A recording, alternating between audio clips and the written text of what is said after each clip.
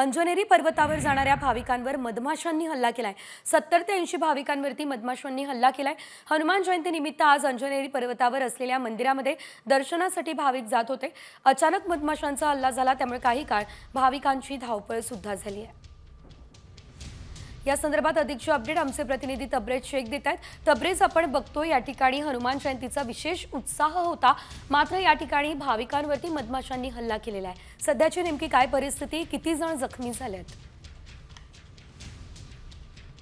बरोबर आहे। अंजनेरी पर्वताच्या पायथ्याशी हनुमान मंदिर आहे। हनुमान जन्मस्थळ या ठिकाणी झालेलं होतं आणि त्यामुळे आज हनुमान जयंतीमुळे या ठिकाणी मोठ्या संख्येने हनुमान भक्त या ठिकाणी दर्शनाला आलेले होते। अंजनेरी पर्वताकडे जात असताना 70 ते 80 भाविकांवर मधमाशांनी हल्ला केलेला आहे। यामध्ये काही भाविक जखमी झालेले आहे अशी देखील माहिती समोर आलेली आहे आणि ज्यावेळेस हल्ला झाला त्यावेळेस धावपळ देखील झाली त्या ठिकाणी। मात्र ही जी घटना आहे, घटना 1-1.5 तासापूर्वीची घटना आहे असं देखील बोललं जात आहे आणि 70 ते 80 भाविकांवर मधमाशांनी हल्ला केलेला आहे।